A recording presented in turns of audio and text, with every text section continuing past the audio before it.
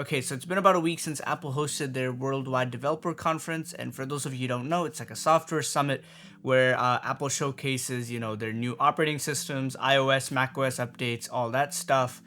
There's no hardware launches at this event, but they had some cool announcements, and over the past week, we've been able to digest some of their announcements, and there's been a lot of chatter on the internet. So I wanted to make a quick video to break down, what I think about some of the announcements and what I think that it means for the future of Apple.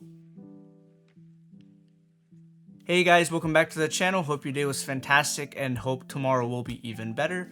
Like I said in the intro, point of the video is to basically, give some of my opinions on some of the announcements that Apple made and what I think that they're gonna have as a long-term effect on, the end user or Apple's ecosystem as a whole. Before I get to the most controversial part of the conference, which was Apple Intelligence, I want to break down 5 of my favorite things announced during the conference. Unless you've been living under a rock, literally every other tech YouTuber has already, put out their video about what Apple has announced, but in case you somehow missed that, here are my 5 favorite things from the developer conference.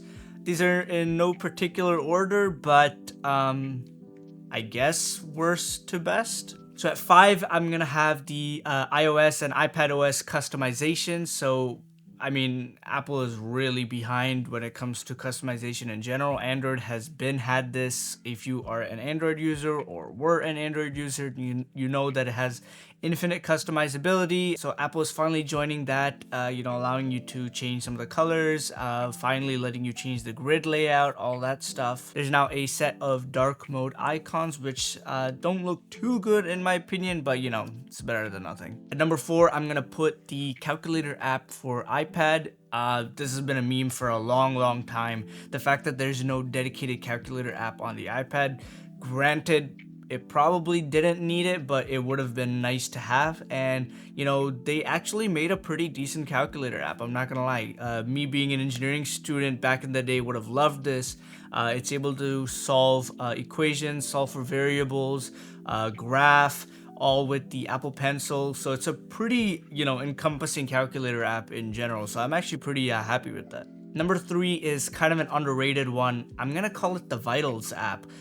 This is a watchOS companion app, and if you guys have any older people in your life, grandparents, parents, whatever it may be, and they have Apple Watches on them, you know how crucial the health app is in case of getting reminders or like notifications. So the Vital app is gonna be like a better encompassing application that's gonna show you all the vitals that are the Apple Watch is going to reach. So I think this is a great addition, a little delayed considering how good the Apple Watch has been for health related stuff. So it's a little late, but again, better late than never. Number 2 on my list is going to be iPhone mirroring and like general macOS stuff.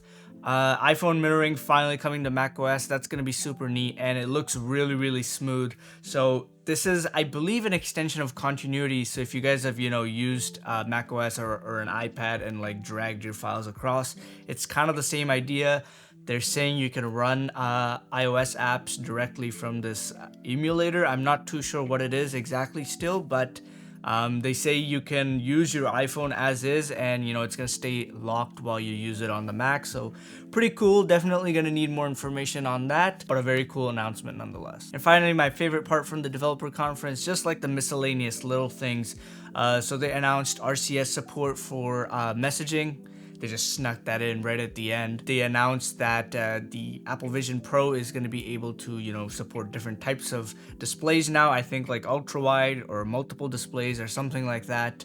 They also announced that you can do SOS messaging. So that was something they announced with the iPhone 14, where you could do like an SOS call, satellite connected in case of emergency. So now they're announcing messaging. So quick rundown in case somehow you've managed to miss literally every other tech YouTuber's video about things from the developer conference. Okay, now on to the star of the announcement, which was Apple Intelligence. I knew Apple was going to name it something real goofy. I just didn't realize they were going to name it Apple Intelligence. And now literally anybody that doesn't know anything about AI is going to think that's what it stands for. So woohoo to that. But definitely the coolest part of, the developer conference. Finally, Apple getting into the AI race and all that. Before we get too much into Apple Intelligence, I would highly recommend you watch Linus Tech Tips' new video about AI and what it actually is. I feel like, a lot of people misinterpret what AI actually is and what it's being marketed as. So he makes a pretty good video about that, but in a gist, if you don't want to watch it, AI is not like, Terminator style. These guys aren't like fully sentient beings. It's more of a machine learning algorithm where, they're fed case scenarios and they come up with solutions based on that. Now that we have that bit of knowledge, Apple Intelligence is basically like literally any other AI tool on the market, but for the Apple ecosystem. So they are using OpenAI, which is interesting because Apple has always been walled garden-esque. So I think ever since the EU forced them to use USB-C, they've kind of been letting go of this walled garden that they've had. They've had to put USB-C on their phones. They had to have third-party side loading.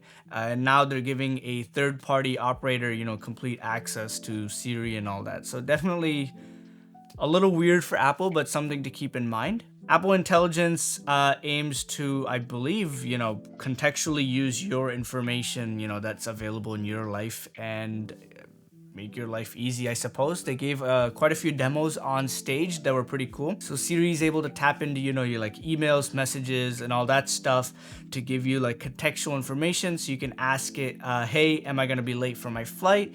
And it's gonna know, what flight you're talking about, go through your emails, find the flight number, see what airport it's flying out of, etc., check the traffic, all that cool stuff.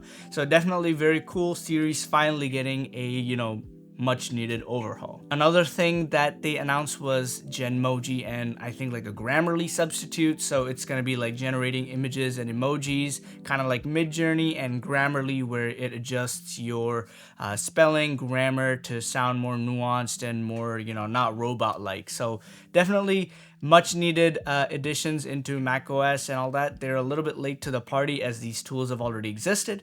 But like I said, they're using OpenAI. So what this means is it's going to be completely integrated into your Apple ecosystem and you won't have to pay a monthly fee. But something to note is that these are going to run locally on the device, and something that may not be able to compute locally is going to have to be sent to a private cloud server is what they call it.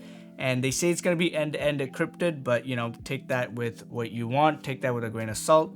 It may or may not be. Another thing to note, I believe they announced some device compatibility things. So I believe at launch, it's going to only work with, the newest iPhone. So that's also something to consider. And, in Apple fashion, obviously they may restrict it completely outright to some devices. All in all, I think this was a pretty good developer conference. Some years they hit, some years they miss. It was a matter of time that, Apple joined the AI battle. Every time I say AI, I'm going to do air quotes because, it's not actually AI. If you are like literally any bit well-versed into the world of AI, this is not actually full-blown AI. But anyways, this year was pretty successful in my opinion. Some long-awaited updates like the customization, RCS, just little things that Apple really needed to catch up on. So that's kind of cool. I'm excited to see how this AI situation works out, how, OpenAI is treated as a third-party access into your phone. That's interesting that Apple does that. Maybe we get more third parties being able to access, the infrastructure, better integration with other companies. Definitely the future is bright. Maybe I'll run a developer beta and make a video. If you guys are interested on that, you can let me know down below. Now, like a lot of things that Apple does, they're kind of late to the party with a lot of different features. This is a well-known fact about Apple, but what they do is that they bring the masses' eyes onto, whatever they do. The easiest example I can give is wireless charging. I don't know if you guys know, but basically every Android phone I've ever used had wireless charging. But until iPhones did it, with the MagSafe and all that, that's when you started to see them in coffee shop, Dunkin' Donuts, and all that stuff. So what I think is that, AI has been, a tool that people use in niche markets and etc.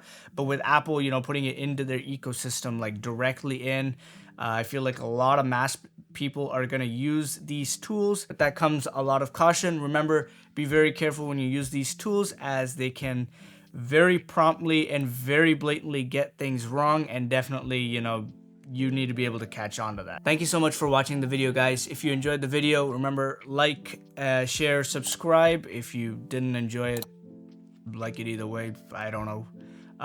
Let me know down below. Do you use any AI tools? Are you, interested in what Apple is doing? Did you like the developer conference? What was your favorite announcement from there? All that cool stuff.